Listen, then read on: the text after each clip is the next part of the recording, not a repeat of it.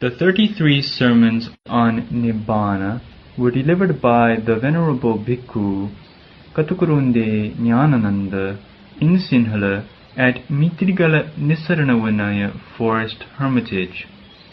They were translated into English by the same Venerable monk, presently residing at Potkulkala Forest Hermitage in Kandagedara, Devalagam. Namo tassa bhagavato arahato samma sambuddhassa. Namo tassa bhagavato arahato samma sambuddhassa.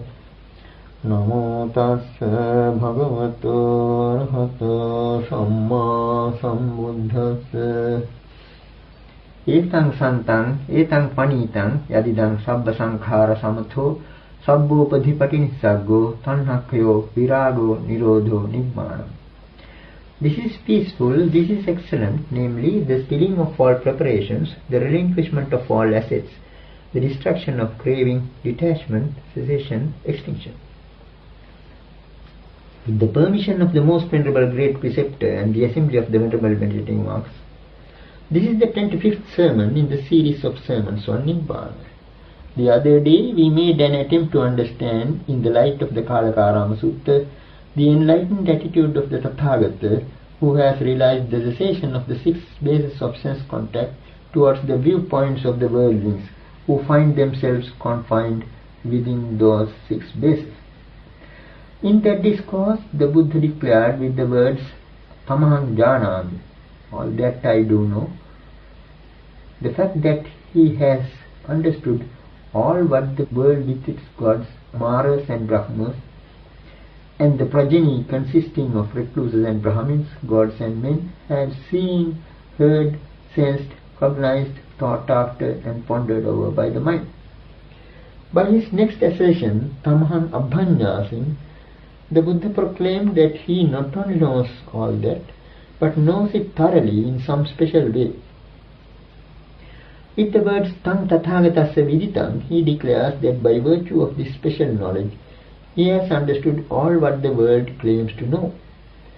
Despite this special knowledge and understanding, the Tathagata takes no stance and has no inclination, no partiality towards those sensory data, as is evident from the expression Tang Tathagato na upadhasi.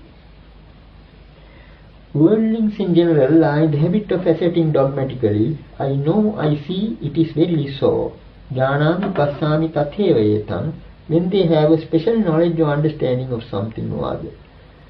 But according to this discourse, it seems that the Buddha takes no stance and has no inclination or partiality towards those sensory data, precisely because he has a special knowledge and understanding with regard to them. This fact is highlighted by the concluding summary verses, particularly by the lines Jnanami passami tatheva etam ajjositam nati tathagatanam. I know, I see, it is verily so. No such clinging for the Tathagatas. In order to explain this strange difference of attitude, we quoted the other day 2 significant terms from the Mulapariyaya Sutta of the Majjhima Nikaya, namely Sanjanati and Abhijanati. They represent 2 levels of knowledge in the context of that particular discourse. Sanjanati stands for perceptual knowledge, whereas Abhijanati conveys the idea of some special understanding of a higher order. The level of knowledge implied by the term Sanjanati is that which characterizes the ordinary worldling's worldview. He is deluded by the mirage-like perception in his view of the world and goes on imagining, manjana, a real world enslaved to the patterns of the grammatical structure. But the Tathagata has penetrated into the true nature of those seeings, heard, sensed and the like, with his extraordinary level of higher knowledge, abhinya, yielding full comprehension. Therefore, he does not take his stand upon any of them. He has no stance to justify the usage of the term upadhasi, since he does not entertain imaginings, manjana. What is called manjana is the imagining in egoistic terms, imparting reality to illusory things. It is this principle of refraining from vain imaginings that is indicated by the term na upattasi, does not take his stand upon. Tathagatas have no clinging or entanglement, ajjositam, precisely because they entertain no imaginings. In regard to things seen, heard, etc., the Tathagatas have no clinging, binding or entanglement by way of craving, conceit and views respectively. We happened to mention the other day that those peculiar declarations with which the Kalakarama Sutta opens bear some resemblance to the tetralemma discussed in our treatment of the undetermined points.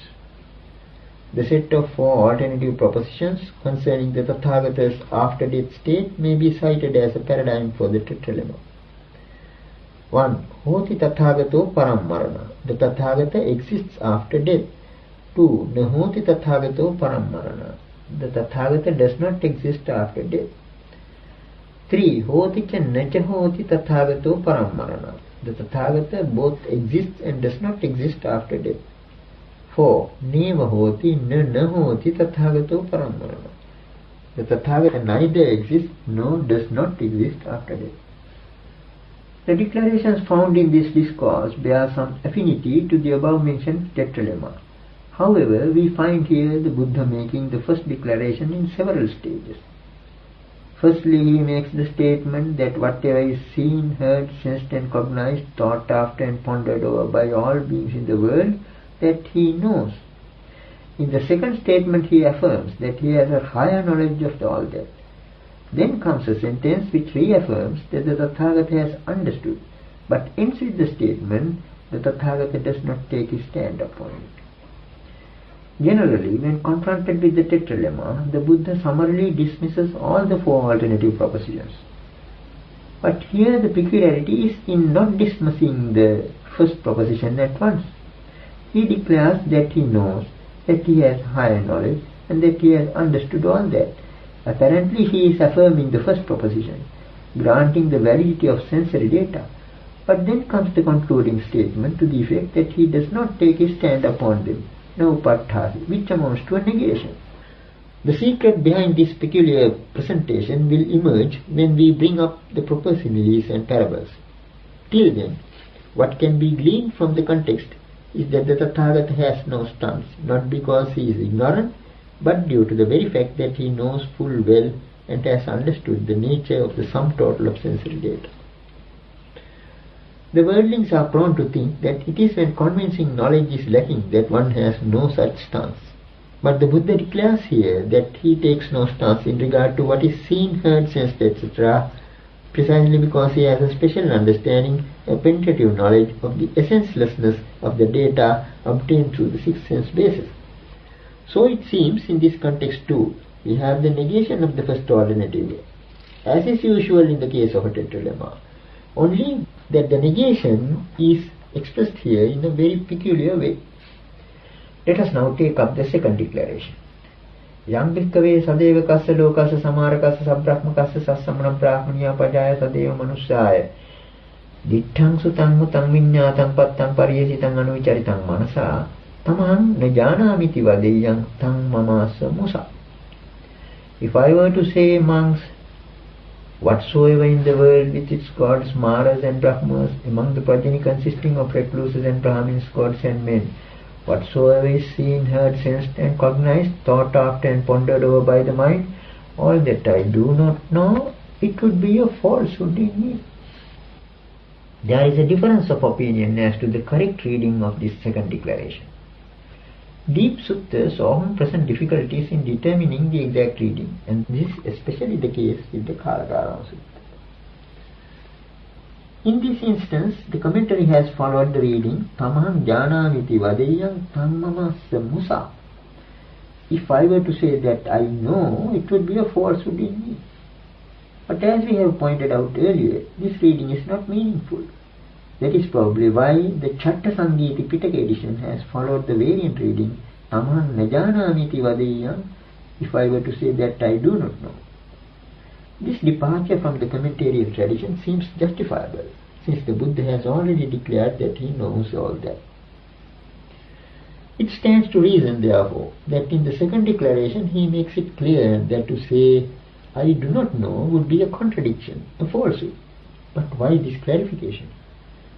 Generally, the worldlings expect one to unequivocally assert and take one's stand upon one's viewpoint in categorical terms, as expressed by the dictum, idameva satyam mogamanya. This alone is true, all else is false. Failure to do so is recognized as a lack of knowledge or precision. The second declaration is meant to forestall such an objection. Since the first declaration ends with the clause tam tathagato na upaṭṭhāsi, but the Tathagata has not taken his stand upon it. So it amounts to a statement like, it is not because I do not know that I take no stance. In the same strain, we can explain the declarations that follow. It seems then that the second declaration, tamahang na janāmiti vadeyam tammamasa musa, if I were to say all that I do not know, it would be a falsehood in me, amounts to the second alternative of the tetralegon. The next declaration follows the same trend. To quote the relevant portion, tamahang janāmi ca naca janāmiti vadeyam tam passatādisameva. If I were to say I both know it and do not know it, that too would be a falsehood in me. In regard to the aforesaid scenes, heard, sensed, etc., if I were to say that I know, I do not know, or even a combination of both those statements, as I both know and do not know, it will be a falsehood on my part. Why? Because the world is accustomed to put down such a vacillation to a lack of certitude. To say I both know it and know it not looks like a confession of partial knowledge, since it can mean knowledge and ignorance going 50-50. So the Buddha says in this instance too that it would likewise be a falsehood. Tam passatādisameva. Now we come to the fourth statement. The Buddha declares, if I were to say I neither know it nor am ignorant of it, would be a fault in me. Tamahang neva janāmi nana janāmi iti vadeyam tam mama asakali.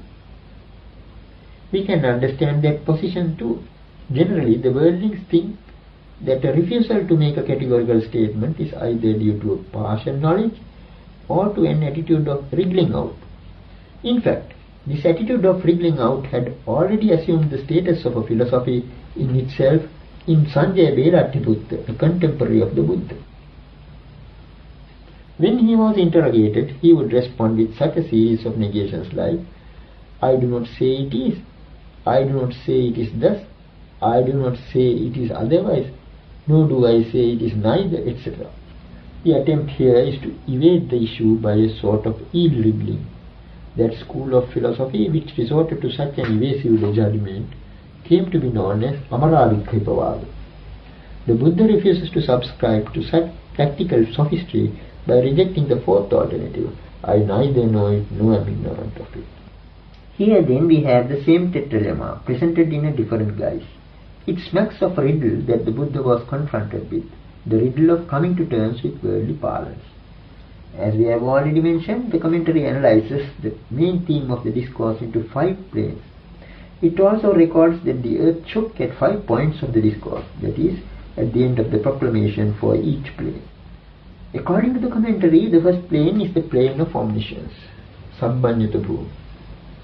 The phrases representative of that plane are said to be Tamahang janāmi, that I know, Tamahang abhaññāsi, that have I fully understood, and Tam tathagatassa viditam, that is known to the Tathagata.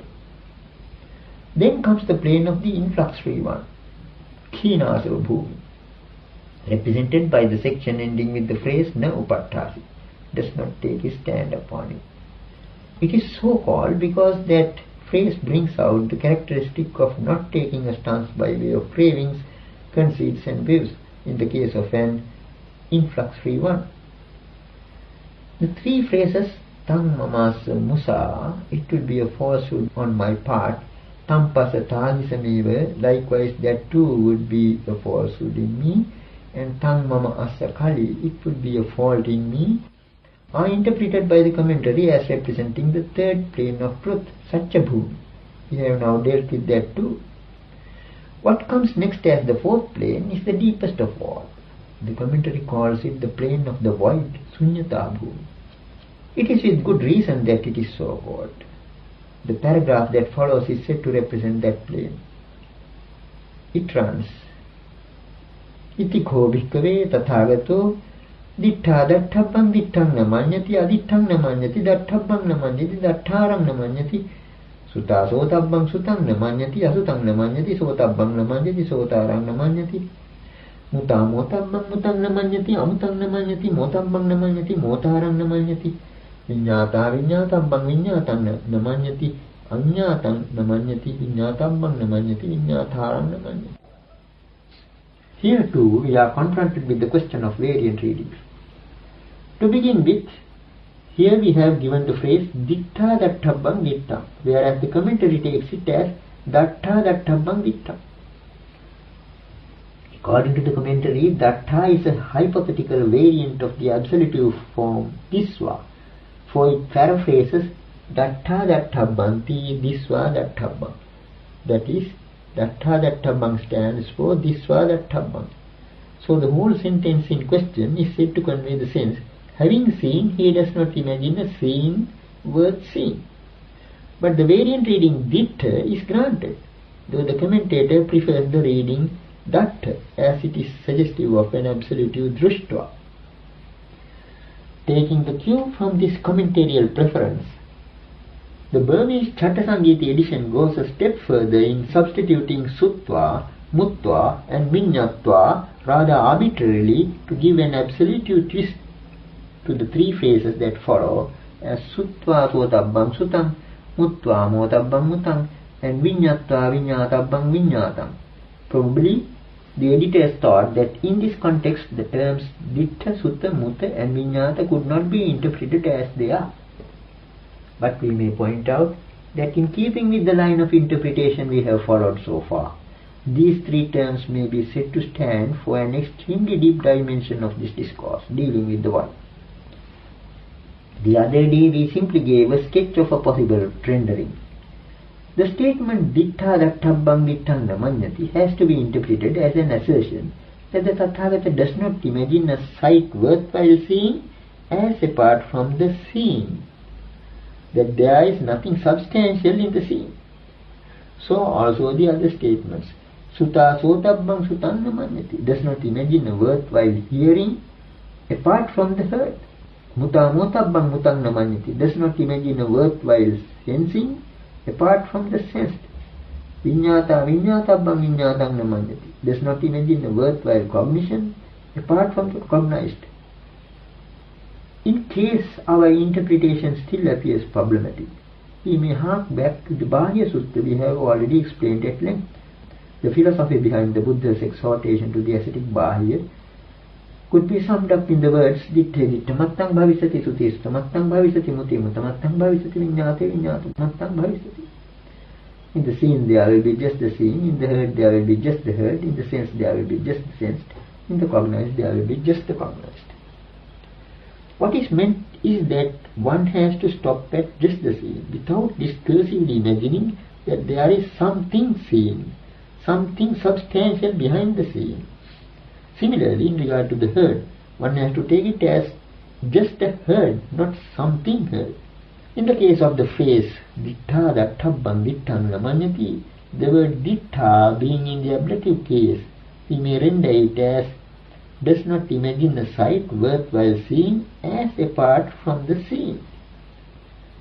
By way of further clarification of this point, we may revert to the simile of the dog on the plank, which we gave in our explanation of Nama Rupa. The simile, of course, is not canonical but of fable origin. When a dog, while crossing a stream, stops halfway on the plank and starts wagging its tail and peeping curiously down, the reason is the sight of its own image in the water. It imagines a dog there, a water dog. The dog thinks that there is something worthwhile seeing apart from the scene. It is unaware of the fact that it is seeing what it sees because it is looking. It thinks that it is looking because there is something out there to be seen. The moment it realizes that it is seeing because it is looking, it will stop looking at its own image in the water.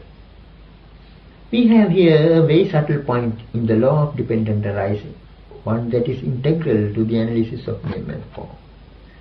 So then, due to the very ignorance of the fact that it is seeing because it is looking, the dog imagines another dog there in the water. What is called manjana is an imagining of that sort. No such imagining is there in the Tathagata. Dittha datthabbang ditthaṃ namanyati.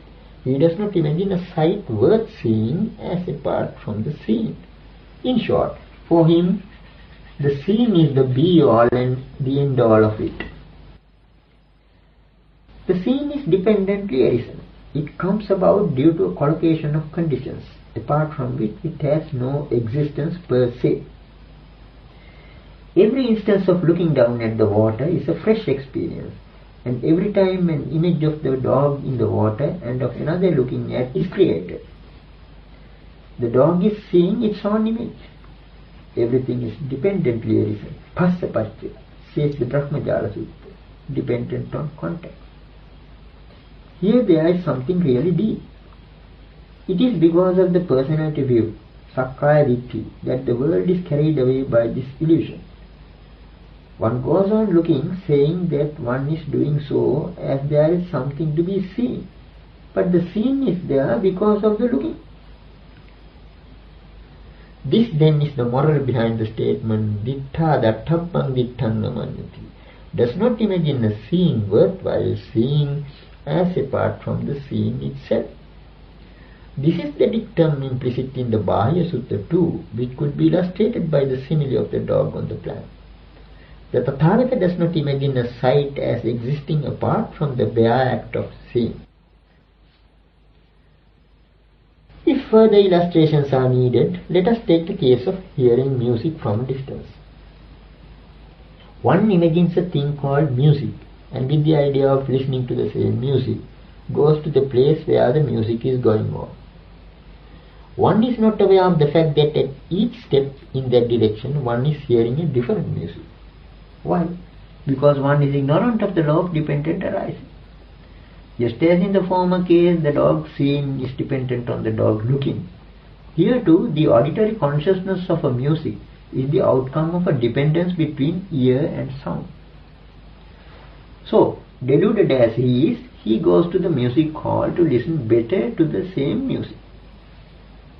He will realize the extent of his delusion if he happens to put his ear to the musical instrument. When he does so, he will hear not a music, but a set of crude vibrations. But this is what is going on in the world. The world is steeped in the delusion of imagining that it is the same music one is hearing, though at each step in that direction the music changes. This is due to the fact that it is dependently arisen. Actually, there is no person hearing, but only a state of affairs dependent on the ear and sound, a condition arising dependent on contact. In the present textual context, the terms dittha, sutta, mutta and viññāta, seen, heard, sensed and cognized, have to be understood in this light. So this is how the phrase dittha datthabbang ditthaṃ namanyati has to be interpreted. But the commentary does not seem to have appreciated the relevance of this paragraph to the Buddha's teachings on voidness. While commenting on ditthaṃ namanyati, it expatiates aham mahajanena ditthameva passamīti tanhāmāna dittī namanyati.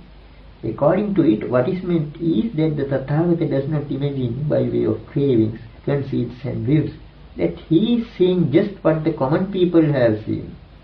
This is an oversimplification, a rather shallow interpretation.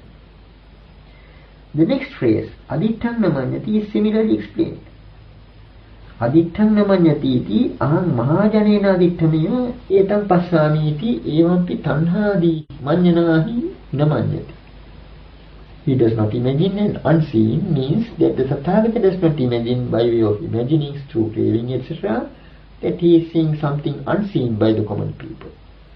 The commentary, it seems, has gone at a tangent, bypassing the deeper sense. We have already explained the deeper significance of the phrase Ditthaṃ namanyati, does not imagine the scene. Now what does Aditthaṃ namanyati mean? In terms of our simile of the dog on the plank, Ditthaṃ namanyati means that the Tathagata does not imagine a dog in the water. Aditthaṃ namanyati could therefore mean that the Tathagata does not imagine that the dog has not seen. Why he does not treat it as an unseen should be clear from that declaration we had already cited, ending with Tamaham najanamiti vadeyam tam mamasa musa. If I were to say that I do not know, it would be a falsehood in me.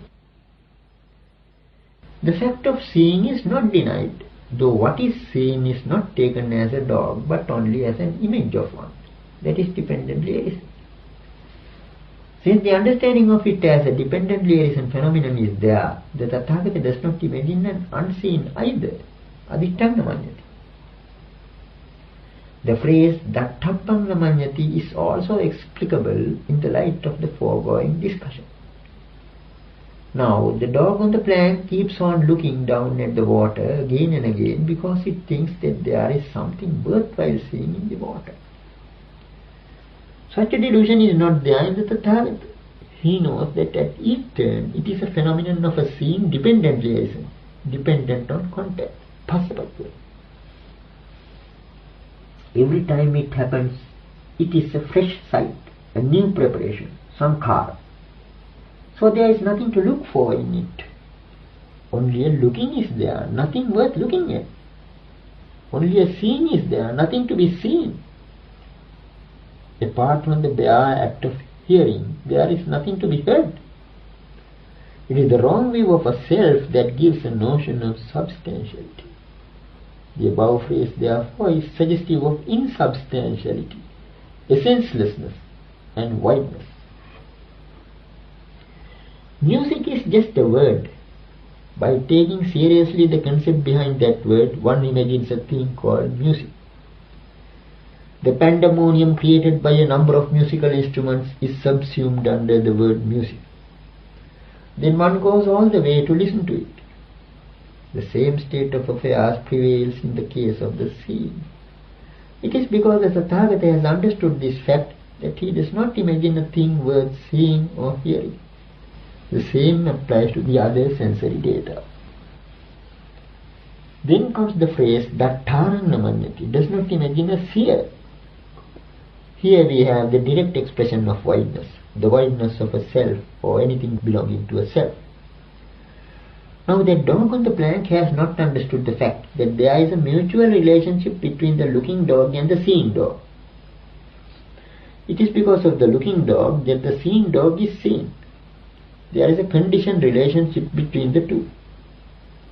In other words, dependent on eye and forms arises eye consciousness. Chakkhuncha paticca rupecha uppadyati chakkhu vijñāna. The mere presence of the eye is not enough for eye consciousness to arise, but dependent on eye and forms arises eye consciousness. Though stated simply, it has a depth that is not easy to fathom. To say that it is dependent on eye and form is to admit that it is dependently arisen. The law of dependent arising is already implicated. There is therefore no seer apart from the phenomenon of seeing, according to the Tathagata. He does not imagine a seer, Datthaṃ namanyati. For the worldly, the bare act of seeing carries with it a perception of one who sees. He has a notion of a self and something belonging to a self. The same teaching is found in the Bahya Sutta. After instructing Bahya to stop at just the seen, the heard, the sensed and the cognized, the Buddha goes on to outline the end result of that training. Yato khote bahya ditthe ditthamattam bhavisati sute sutamattam bhavisati mute mutamattam bhavisati viññāte viññātumattam bhavisati tato tvang bahyena tena yato tvang bahyena tena tato tvang bahyena tattha yato tvang bahyena tattha tato tvang bahyena vidha na huran na ubhayamantarena esevanto dukkhasya. And when to you bahya, there will be in the seen just the seen, in the heard just the heard, in the sense just the sense, in the cognized just the cognized, then Bahya you are not by it. And when Bahya you are not by it, then Bahya you are not in it. And when Bahya you are not in it, then Bahya you are neither here nor there nor in between. This itself is the end of suffering. That is to say, when Bahya you have gone through that training of stopping at just the seen, the heard, the sensed and the cognized, then you would not be imagining in terms of them. The algebraic-like expressions natena and natatha have to be understood as forms of egoistic imagining, manjana. When you do not imagine in terms of them, you would not be in them. There would be no involvement in regard to them. In the case of that music, for instance, you would not be in the orchestra. The egoistic imagining implicating involvement with the music presupposes a hearer, sotara, dwelling in the orchestra. When Bahya you do not dwell in it, yatotam Bahya natattha, then Bahya you are neither here nor there nor in between the two. Tatotam Bahya nevaitha nahurang naubhamantarena. This itself is the end of suffering. In other words, you would have realized voidness, sunyata.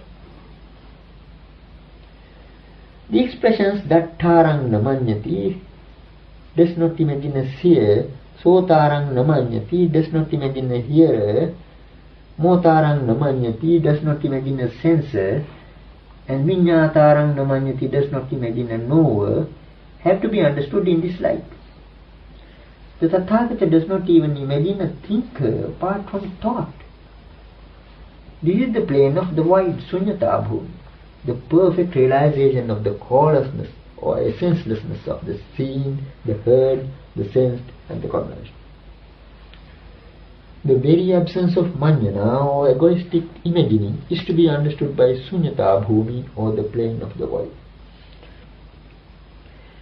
The worldling takes seriously the subject-object relationship in the grammatical structure, as it seems the simplest explanation of phenomena. Because there is something to be seen, there is someone who sees. Because there is someone who sees, there is something to be seen. There is a duality between these two. To understand the law of dependent arising is to be free from this duality. It is the ability to see a concatenation of conditions, a conglomeration of causal factors, an assemblage instead of a bifurcation. The way of the worldlings, however, is to follow the subject-object relationship, a naive acceptance of the grammatical structure, which is the easiest mode of communication of ideas. They are misled by it to take seriously such notions as one who sees and a thing seen, one who hears and a thing heard, but the Tathagata is free from that delusion. Now we come to the fifth section of the discourse, known as Thadi Bhumi, the plane of the Such. It runs, Itiko bhikkave tathagato dittha sutta-mutta viññātabbesu dhammesu tādi eva tādi. Tammāca panatādimma añño tādi uttarītarova panitatarova nathīti vadāmi. Thus once the Tathagata, being such in regard to all phenomena, seen, heard, sensed and cognized, is such. Moreover than he who is such, there is none other higher or more excellent, I declare. The most difficult word here is Thadi. We have already explained it to some extent. It can be rendered by such or thus. The commentary explains it by the phrase Thadita nama eka sadisata. Suchness means to be always alive. By way of illustration, the commentary states Tathagato cha yadiso labhadisu thadisova alabhadisu. As he is in regard to gain, etc., so is the Tathagata in regard to loss, etc. The allusion here is to the 8 worldly vicissitudes: gain, loss, fame, ill fame, praise, blame, and pleasure, pain. But this explanation is rather misleading, as it ignores a certain deep dimension of the meaning of the term Thadi.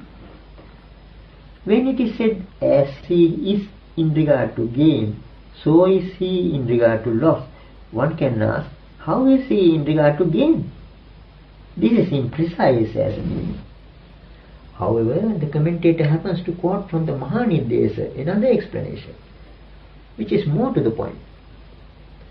It is briefly stated as Ittani Tetadi, such in regard to the desirable and the undesirable, and explained as Labhe Pitadi, Alabhe Pitadi, Yase Pitadi, Ayase Pitadi, Nindaya Pitadi, Pasansaya Pitadi, Sukhe Pitadi, Dukhe Pitadi. He is such in gain as well as in loss. He is such in fame as well as in ill fame, etc. That is the correct explanation. Instead of saying as he is in gain, so is he in loss, we have here continuous suchness in regard to all vicissitudes. He is such in gain as well as in loss. He is such in fame as well as in ill fame. He is such in praise as well as in blame. He is such in pleasure as well as in pain. The reason for this suchness we have explained on an earlier occasion. In one sense, the term Tadi stands for the understanding of the norm called Tatata. The other implication is the abstinence from the tendency towards identification or acquisition meant by Tammyata. This exemplary trait is called Atammyata. This is an extremely important term occurring in the discourses, which however has fallen into neglect at present. In the case of music, for instance, Tammyata would imply an attachment to it that amounts to an identification with it. Tammayo means made of that, as in Suvannamaya, made of gold, and Rajatamaya, made of silver. To be free from this Tammyata is to be Tadi, such, that is to say, not to be of that stuff, Atammyata. The attitude of not leaning on or grasping is meant by it. The quality of being Tadi or such is often rendered by firmness, steadfastness, and immovability. Generally, one associates firmness, immovability, or stability with holding on or leaning on. But here we have just the contrary. Not to hold on to anything is to be such. This suchness has a flexibility of a higher order or an adaptability. The adaptability characteristic of the sage who lives on Pindapata or almsfood is highlighted in the following verse. Alatthaṃ yadidaṃ sadhu nālatthaṃ kusalamiti ubhayeneva sotādi rukkhaṃ upanivantati. Suppose I got it, well and good. Suppose I didn't get, that's fine too. In both circumstances, he is such and comes back like one who walks up to a tree. This kind of adaptability and resilience is also implied by the term Tadi. Though the term is sometimes rendered by the word steadfast, it does not stand for any rigidity. Instead, it carries implications of a non-rigid resilience. This is a wonderful quality in the Tathagatas and Aham. We may compare it to a revolving swing in the children's playground. One who is seated in a revolving swing has nothing to get upset about falling headlong when the swing goes up. The seats are hung in such a way that they also turn with the revolving motion of the swing. Had they been rigidly fixed, one seated there would fall off the seat when it goes up. It is that kind of resilience that is characteristic of the quality of Tadita or suchness. This is how we have to understand the famous lines in the Mahamangala Sutta. Puttasa lokadhamme chittaṃ yasana kampati, whose mind remains unshaken when touched by worldly vicissitudes. This quality of being unshaken, this immovability, is the result of not grasping. It comes when there is no tenacious clinging. It is to one who rests on or leans on something that there is dislodgement or instability. Now I am leaning on the wall. If someone does damage to the wall, I would get shaken. That is what is suggested by the axiom Nisitasa Charitam. Anisitasa Charitam Nati. To one who is attached, there is dislodgement. To the one detached, there is no dislodgement. The worldling, on the other hand, thinks that to lean on or to rely on something is the mark of stability. So it seems that the term Tadi has an extraordinary dimension of meaning. In this particular context, however, the suchness spoken of does not concern the 8 worldly vicissitudes like gain and loss. Here it carries a special nuance, as is evident from the statement, Itiko bhikkave tathagato ditta sutta mutta viññātabbesu dhammesu thādi eva thādi. Thus amongst the Tathagata, being such in regard to all phenomena seen, heard, sensed and cognized, is such. The suchness here meant is about the views adhered to by the worldlings. In regard to things seen, heard, sensed and cognized, the worldlings go on asserting dogmatically, idameva satyam mogamanya. This alone is true, all else is false. But the Tathagata has no such dogmatic involvement. He only analytically exposes them for what they are. As we try to illustrate by the simile of the dog on the plank, the Tathagata simply penetrates into their dependently arisen nature and declares that all those views are dependent on contact, passapacha. That is the Thadi quality meant here. If we are to understand the plane of suchness, Thadi Bhumi, in a deeper sense, this is how we have to appreciate its significance.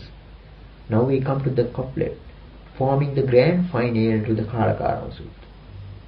Yang kinti dittang sutang mutang vajjositang saccamutang paresang natesu tadi sayasang mutesu saccam musavapi parang daheyang etanca sallang patigacca diswa ajjositayatta pajavisatta janami passami tatheva etang ajjositang nati tathagatan.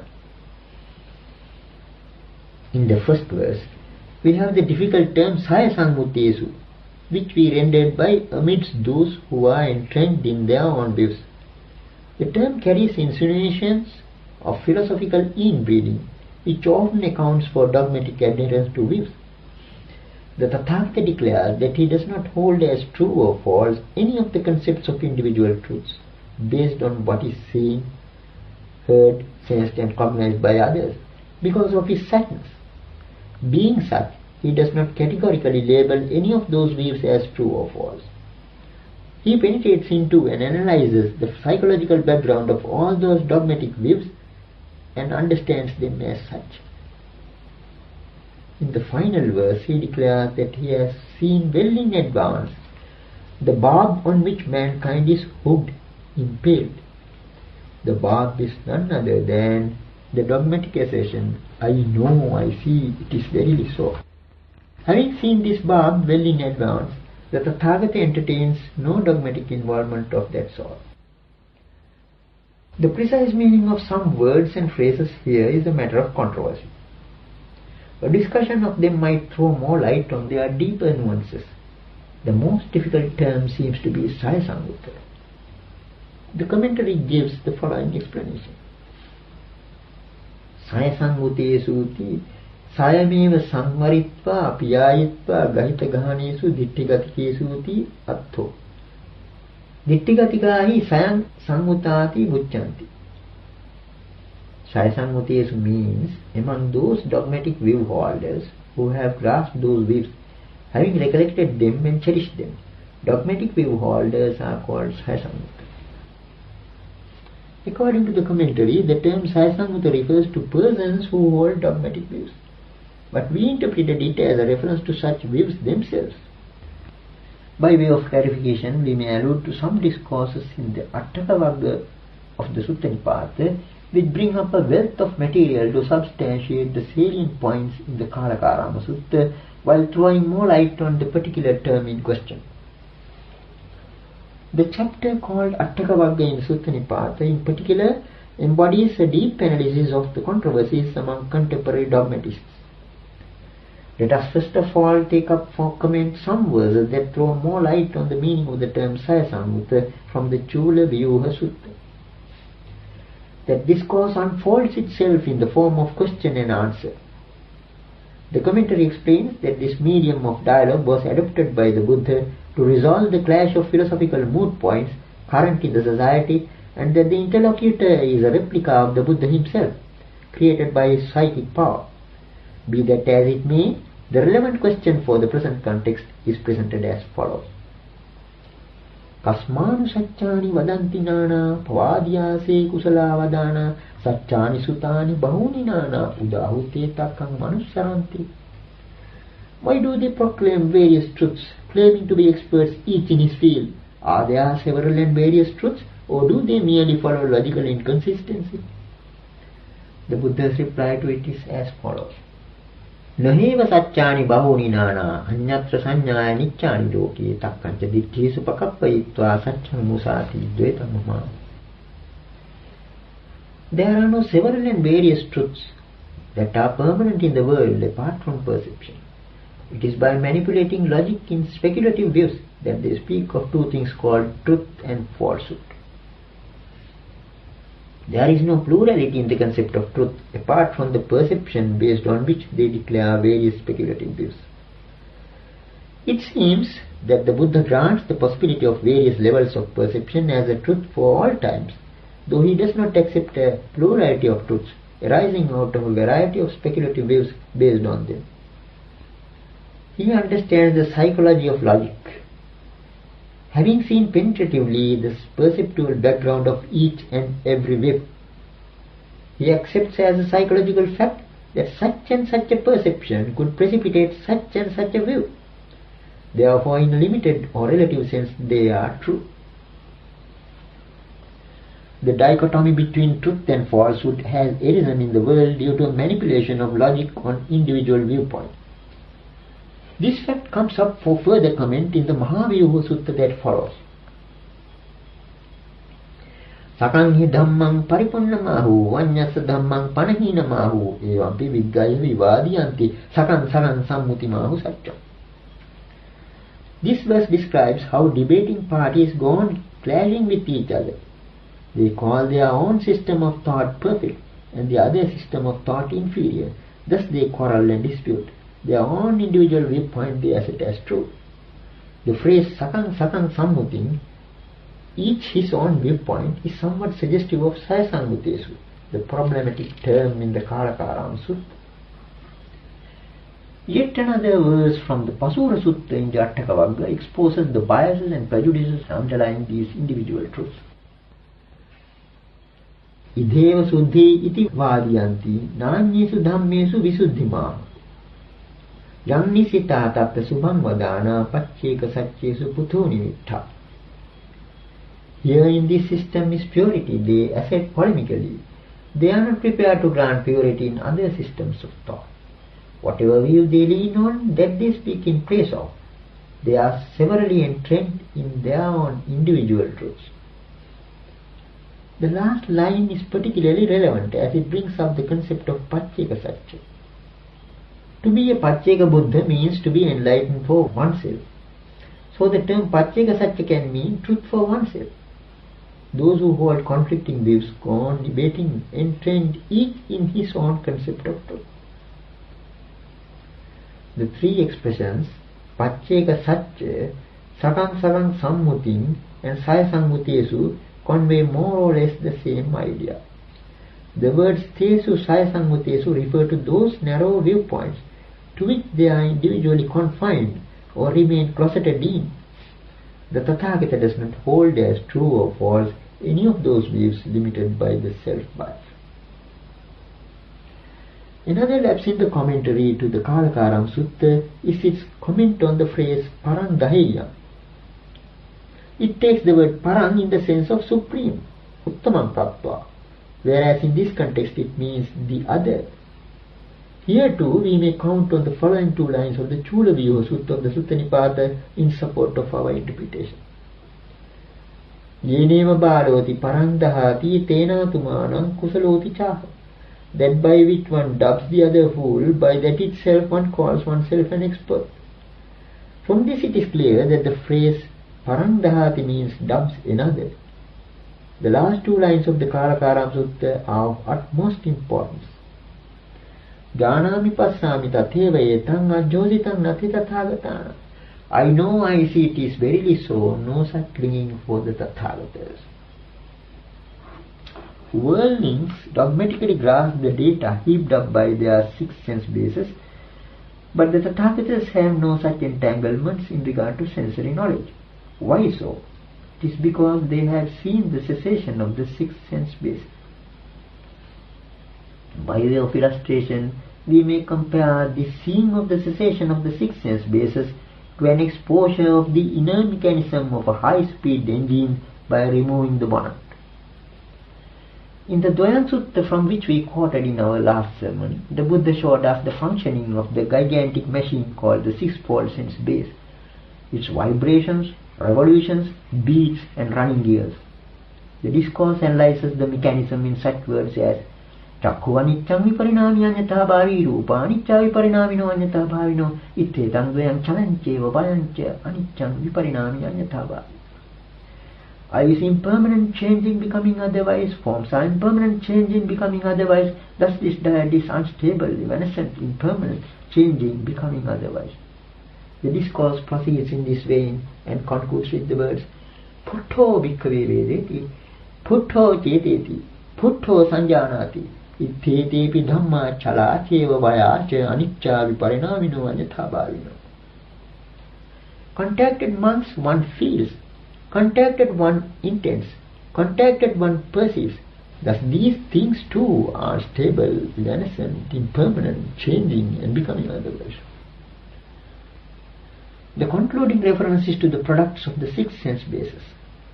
Feelings, intentions and perceptions arising due to contact are also unstable, evanescent, impermanent, changing and becoming otherwise. The sum total of percepts is indicated by the words Dittha, Sutta, Mutta and Viññāta. The totality of percepts are made up or prepared, Sankhata. The term Sankhata has nuances suggestive of production. If you take the sixfold sense base as a high-speed machine productive of perceptions, the Buddha has revealed to us the workings of its intricate machinery. Each and every part of this machine is unstable, evanescent, impermanent, changing and becoming otherwise. The Buddha understood the made-up or prepared nature, sankhata, of all these, as well as the preparation, sankhara, that go into it. That is why the Buddha has no dogmatic involvement in regard to the products of this machine, the totality of all what is seen, heard, sensed and cognized, Dittha, Sutta, Mutta, Viññāta. None of them is substantial. They are essenceless and insubstantial. There is nothing worthwhile grasping here as apart from the activities or preparations that are dynamic in themselves. So far we have tried to understand the state of affairs with reference to this discourse. But now let us take up a canonical simile that facilitates our understanding. The Buddha has compared consciousness to a magic show in the Pena Pindupama Sutta of the Kanta Samyutta we had already cited. Pena Pindupamang Rupam Vedana Bubulupama Marichikupama Sanya Sankhara Kadalupama Mayupamancha Viññānam Dīpitādicca Bandhana. Form is like a mass of foam and feeling but an airy bubble. Perception is like a mirage, formations a banana trunk. Consciousness is a magic show, a juggler's trick and tire. All these similes were made known by the kinsman of the sun. As a matter of fact, the verse itself is a mnemonic summary of a certain sermon delivered by the Buddha.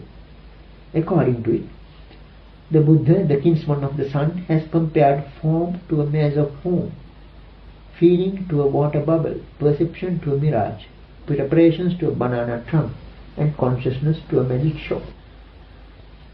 What is of relevance to us here is the comparison of consciousness to a magic show. The simile of the magic show is presented in that sutta in the following verse. Sayathapi bhikkave mayakaro va mayakaranti va siva chatum mahabate mayam vidanseya tamenam chakkuma puriso passeya nijjhayeya yoniso uparikkeya tasatam passato nijjhayato yoniso uparikkato rittakanyeva khayeya tucchakanyeva khayeya asarakanyeva khayeya kinhi siya bhikkave mayaya saro एवमेव को भिक्खवे यं किंच विज्ञानं अतीतानागत पच्चुप्पन्नं अज्जत्तं वा बहिद्धा वा उदारिकं वा सुखमं वा येनं वा पणितं वा यं दूरे सन्तिके वा तं भिक्खु पश्यति निज्झायति योनिसो उपपरिक्खति तस्य पश्यतो निज्झायतो योनिसो उपपरिक्खतो कृत्तकन्येव खायति तुच्छकन्येव खायति आसारकन्येव खायति किन्निसया भिक्खवे विज्ञाने सारो. Suppose monks, the magician or magician's apprentice, should hold a magic show at the 4 crossroads, and a keen-sighted man should see it, ponder over it, and reflect on it radically.